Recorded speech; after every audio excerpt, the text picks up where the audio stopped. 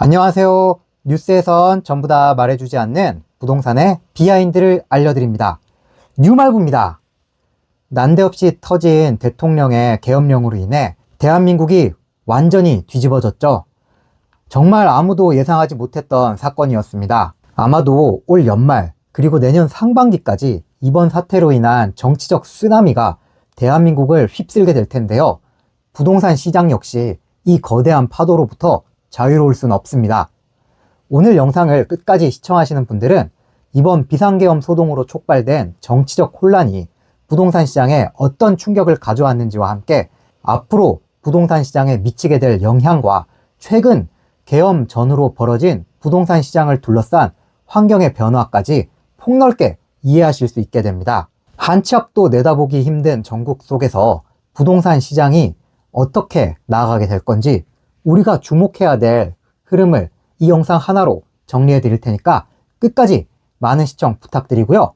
자, 그럼 본격적으로 시작합니다. 우선 이번 비상계엄 소동은 그야말로 한국 정치와 경제에 엄청난 충격을 가져다 주었습니다. 야밤에 놀란 분들이 정말 많으셨을 텐데요. 계엄과 관련된 소식은 여러분들이 이미 다 잘 아실 테니까 저희 채널이 부동산 채널인 만큼 계엄과 관련된 사안들은 따로 설명드리지 않겠습니다. 어쨌든 거창했던 계엄 선포가 무색하게 국회에서 발빠르게 대응에 나서면서 단 3시간도 안 돼서 계엄이 무효화됐죠. 아직 계엄에 대한 후속 여파는 계속해서 현재 진행 중이긴 하지만 어쨌든 계엄령 당일날은 별다른 유혈 사태 없이 위기를 넘길 수가 있었습니다. 그럼 시장은 어떻게 반응을 했을까요? 가장 먼저 부동산 시장 현황을 살펴봤는데요. 부동산 정보 플랫폼 호객노노에 따르면 계엄 소동이 벌어진 새벽이 지난 후인 4일날 서울 아파트 거래는 여전히 상승 거래가 하락 거래보다 더 많은 것으로 나타났습니다. 이건 그 다음 날인 5일과 6일에도 동일한 양상으로 이어졌는데요. 아직 기간을 충분히 더 두고 살펴봐야 하긴 하겠지만 거래량이라던가 상승 하락 거래 비중 등 평소와 다를 바 없는 모습이 유지되고 있는 것으로 확인이 됐습니다. 하지만 그렇다고 해서 계속해서 부동산 시장에 아무런 영향력이 없을 수는 없습니다. 부동산 시장이라는 건 본래 경제정책에 의해 매우 민감하게 반응하기 때문인데요. 3시간 천하로 끝난 계엄 소동의 결과 현재는 국무위원 전원이 사의를 표명했고 대통령실 고위 참모진들도 상당수가 그만두겠다고 하면서 행정부는 더 이상 제 기능을 하기가 매우 어려운 상태가 됐습니다. 사실상 국가 전반의 컨트롤 타워가 부재했다는 심각한 상황에 이어지게 되면서 향후 부동산 시장에서는 윤석열 정부가 추진해왔던 주택 정책이 올스톱될 가능성이 매우 커진 상태입니다. 그동안 윤석열 정부는 도심 내 주택 공급을 적극적으로 하기 위해 재건축 재개발 활성화를 추진해 왔는데요. 이런 정책들은 대부분이 국회에서 법 개정을 필요로 한다는 점에서 국회의 협조가 필수적입니다. 하지만 지금 탄핵을 해야 되냐 말아야 되냐 하고 있는 이런 시국에서 여야가 머리를 맞대고 법안을 하나하나 논의한다는 건 불가능한 상태입니다. 결국 윤석열 정부가 추진해온 정책들 역시 더 이상 힘을 받기 어렵다고 보는 게 맞는 진단이고요. 국회도 그렇지만 국토부가 추진해왔던 주택 공급 계획도 당분간은 진도가 안 나가는 건 매한가지입니다. 박상욱 국토교통부 장관은 계엄 소동이 벌어진 직후인 4일날 원래 예정돼 있었던 공공주택 공급 실정 및 공급계획 점검 회의를 전격 취소했습니다. 이 회의는 LH, SH, 허그 등이 참여하는 회의로 올해 주택 공급 현황을 점검하고 내년도 계획을 재정비하는 그런 자리였는데요. 솔직히 회의가 열린다고 하더라도 이게 정상적인 회의가 진행될 가능성은 제로에 수렴합니다.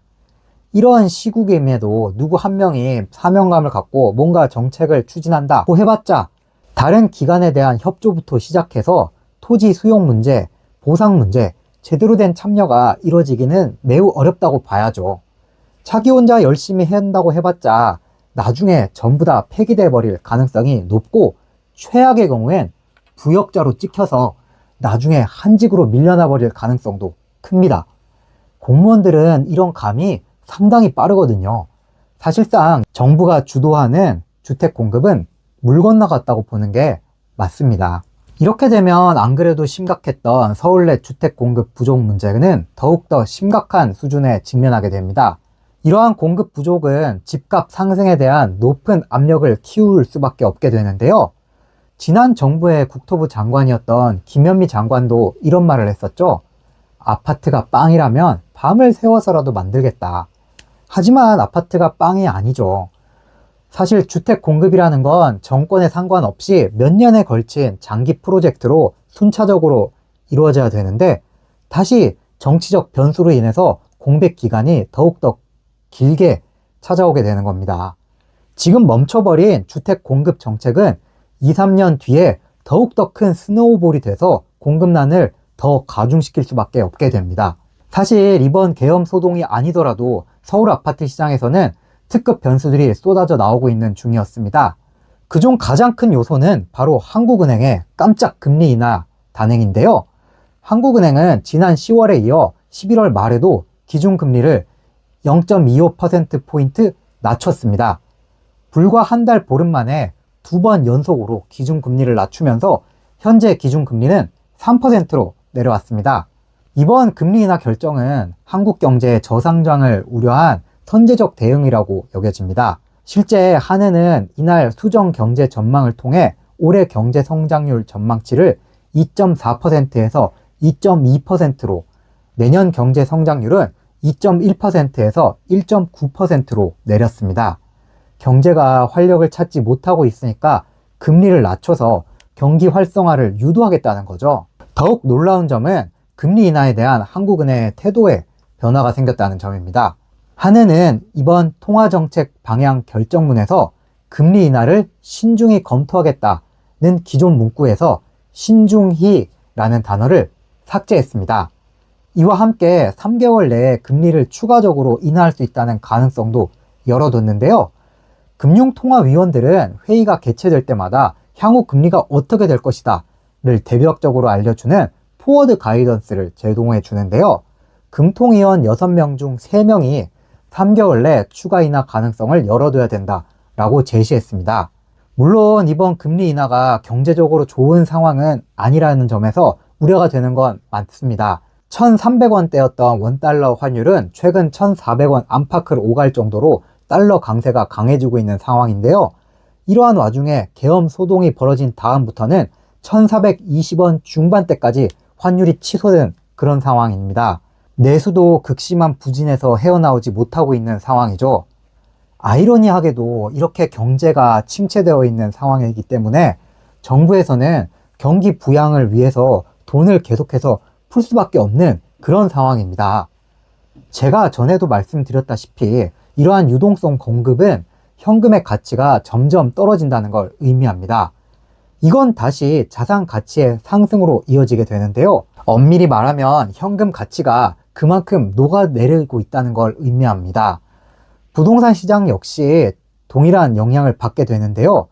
이건 대출받은 사람이 앞으로 갚아 나가야 될 이자에 대한 부담이 낮아지게 되는 거니까 매수 심리를 자극해서 부동산 가격이 상승할 수 있는 주요 요인으로 이어지게 됩니다. 물론 정부도 이 점을 알고 있기 때문에 그동안 올 하반기부터 엄격한 가계부채 관리를 통해서 대출기를 완전히 틀어막고 있던 건데요. 그런데 그토록 말을 잘 들어왔던 은행들에게도 큰 변화의 시기가 찾아오게 됐습니다.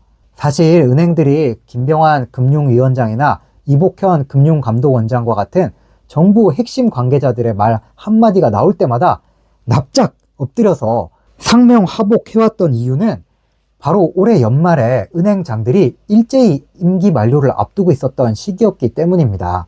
은행은 대표적인 규제 산업이죠.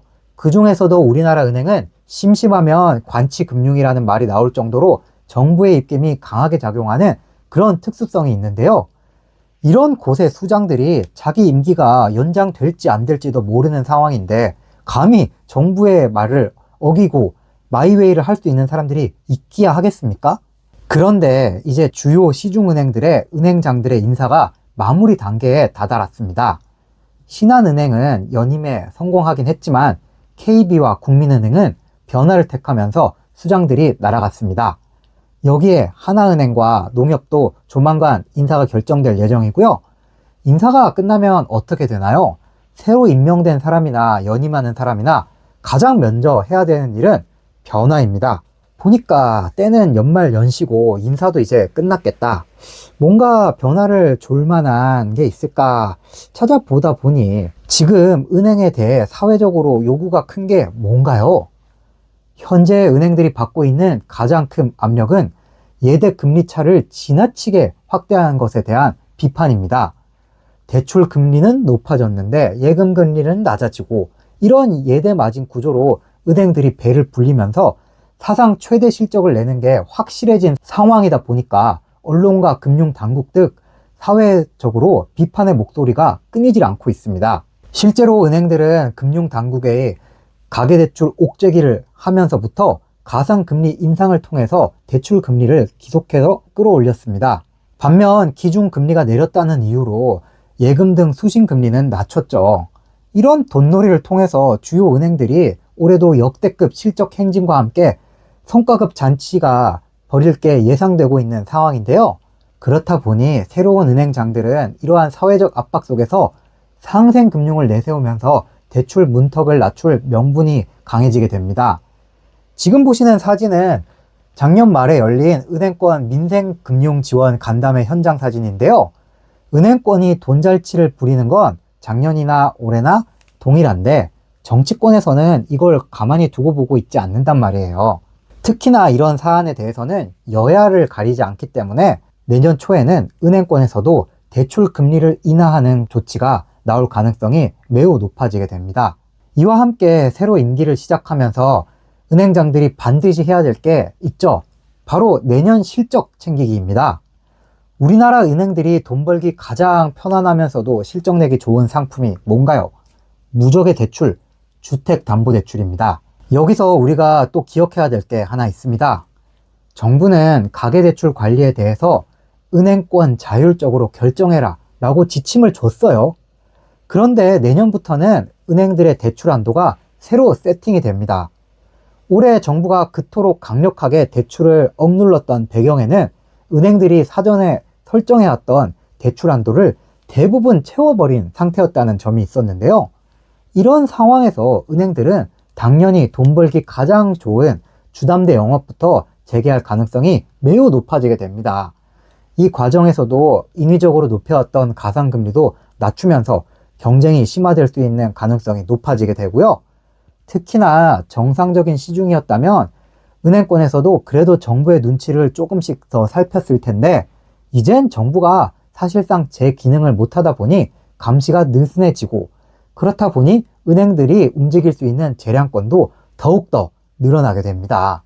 이와 함께 계엄령이 선포되기 며칠 전 윤석열 정부가 하나 바꿔놓은 게 있었는데요. 바로 신생아 특례 대출의 소득 요건을 완화했다는 점입니다. 그동안 정부가 하반기 때부터 하겠다고 했던 걸 계속 미루고 하다가 연말이 다 돼서야 하게 됐죠. 12월 2일부터 신생아 특례 대출의 소득 요건은 기존 연소득 1억 3천만 원에서 2억 원 이하로 크게 완화됐습니다. 이 정도 범위면 부부 중 한 명이 연봉 1억이 넘는 대기업에 다닌다 하더라도 신생아 특례 대출을 받을 수 있는 확률이 높아지게 됩니다. 이건 시중에 나와 있는 은행 금리보다 낮은 우대 금리가 적용되기 때문에 만약 매매를 계획하고 있었던 신생아를 가진 부부라면 반드시 받아야만 할 혜택이죠. 그만큼 부동산 시장에도 새로운 마중물 역할을 톡톡히 할 것으로 보입니다. 신생아 특례 대출처럼 마중물이 될 수 있는 자금기를 정부가 열어준 것과 동시에 현재 시중에도 오갈 것 없이 쌓아두고 있는 돈, 이른바 유동성은 계속해서 늘어나고 있는 상태였습니다. 시중에 풀린 통화량을 의미하는 광의의 통화, 이른바 M2는 16개월 연속 증가세를 보이고 있는데요. 한국은행에 따르면 지난 9월 기준 M2는 4,070조 7천억 원을 기록했습니다. 현재 증시는 불안정한 상황이고 투자자들은 상대적으로 안정적인 투자처를 찾고 있죠. 이러한 와중에 금리는 내려가고 있다. 그렇다면 유동자금이 부동산으로 몰려들 가능성은 더욱더 높아지게 됩니다. 특히나 고가 아파트 시장에서는 이러한 흐름이 더욱 뚜렷하게 나타날 수 있는데요. 최근 비트코인과 미국 주식 시장은 연일 사상 최고치를 경신하고 있는 중입니다. 이러한 자금은 서울, 강남 등 핵심 지역에 유동성을 공급할 수 있는 새로운 자금원 역할을 톡톡히 하고 있습니다. 실제로 강남이나 여의도 등 서울 핵심 지역에서는 수십억 원짜리 집이 현금으로 거래되는 경우가 종종 발생하고 있는데요. 이러한 거래를 하는 사람들의 특징은 30대, 40대 굉장히 젊은 사람들이 주도하고 있다는 겁니다. 물론 스타트업이나 요즘 잘 나가는 화장품 회사 대표 등 소득 자체가 늘어나신 분들도 있지만 그게 아닌 사람들 상당수는 코인이나 미국 주식으로 차익을 실현한 사람들이 상당히 많습니다. 이런 고위험 자산으로 돈을 번 사람들의 특징은 잘 나갈 때 안전자산으로 자산을 옮기려는 경향성이 높다는 겁니다. 만약 여러분들이 코인으로 떼돈을 벌었다고 쳐봅시다. 이걸 가지고 우와 돈을 많이 벌었으니까 이제 팔고 다른 코인을 사야지? 아니면 우량주를 한번 사볼까? 이렇게 하실까요? 아니죠. 대부분이 그 돈 갖고 뭐 하겠습니까? 차도 사고 명품도 사고 뭐 여행도 가고 이런저런 소비를 하다가 그 다음에는 결국 뭐겠어요? 결국엔 서울 핵심 지역의 아파트로 귀결이 됩니다. 인프라가 잘 갖춰진 지역에 살고 싶다는 건 인간이 가진 당연한 욕구 중 하나거든요. 그런데 이런 사람들이 주도하는 거래들이 실거래가의 신고가로 남게 돼버리면 그 아파트에 기존에 살았던 집주인들은 오, 집이 그래도 거래가 잘 되는구나. 집값을 쉽게 낮추지 않게 되겠죠. 이런 집값의 하나의 지표로 작용하면서 집값을 상승할 수 있는 그런 요인으로 작용하게 됩니다. 자, 그럼 정리해 보겠습니다. 첫째, 이번 비상계엄 소동으로 인해서 정치적 혼란이 극대화되게 됐습니다. 더군다나 탄핵 표결도 무산이 되면서 정치적 불안정성은 더욱더 극심해질 예정인데요. 윤석열 정부의 부동산 정책은 사실상 올스톱 상태에 접어들게 될 가능성이 매우 크게 됩니다.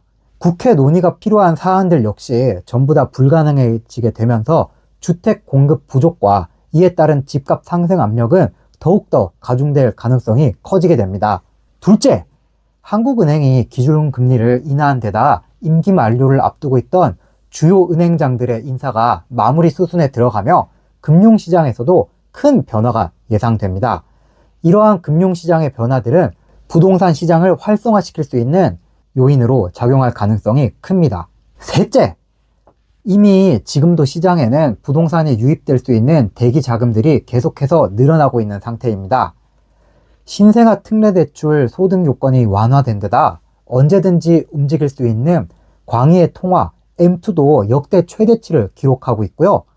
여기에 비트코인이나 미국 주식 투자자 등 새로운 큰 손들이 부동산 시장에 유입이 되면서 전체 부동산 시장을 선도할 가능성이 매우 커지고 있는 상황입니다. 결론적으로 정치적 혼란이 극대화되고 금리가 인하되고 공급 부족이라는 삼박자가 맞아떨어지고 있는 그런 상황인데요. 단기적으로는 정책 공백과 전국의 불안정성으로 관망세가 이어질 수 있지만 장기적으로는 금리 인하와 대출 완화, 유동성 증가 등이 겹치면서 부동산 가격 상승 압력이 강하게 작용할 가능성이 커진 그런 상황입니다. 여러분들은 이런 혼란스러운 상황에서도 부동산 시장을 둘러싼 중요한 환경들의 변화들을 기억해 두시고 각자의 상황에 맞는 전략적인 선택들을 잘 준비해 나가시길 권장해 드립니다. 오늘 제가 준비한 영상은 여기까지입니다. 영상이 도움이 되셨다면 그냥 가지 마시고 구독과 좋아요 꼭 눌러서 응원해 주십시오. 알림 설정과 댓글도 부탁드리고요. 그럼 전 뉴스에선 전부 다 말해주지 않는 진짜 부동산의 이야기로 다시 돌아오겠습니다. 다음에 만날 때까지 모두 안녕!